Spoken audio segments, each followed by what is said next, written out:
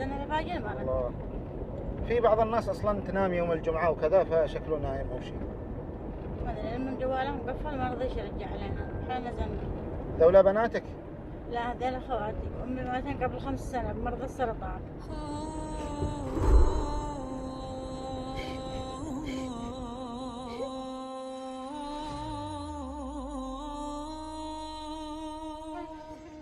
انا اسف اني زعلتكم والله. هذا يا اخي بيد الله، مش بيدك ولا بيد حد، هذا الله حاكم علينا، الله كتب علينا. توفى له ابوي قبل سنة.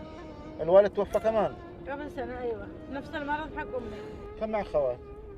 6 وانا السابعة، انا الكبيرة فيهم. ما فيش ولا رجال؟ ما فيش معنا اخوان، ما فيش، كلهم بنات. هو ما هنا حد يشتغل علينا ولا شيء، انا الكبيرة فيهم. اروح لقيت صحات وحطب عليهم كلهم عشان مش عايز يتعذبون. البيت اللي جلستوا فيه في الحديدة ملك ولا ايجار؟ لا ايجار، مستأجرين الشهر ب20,000. كل شهر يقول اخرجوا من البيت، خرجوا، هات فلوسي ولا اخرجوا.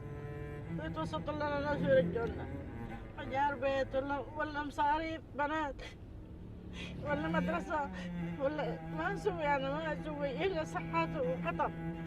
أجمع حصل لي 500 أحيانا 1000 ريال كان معانا في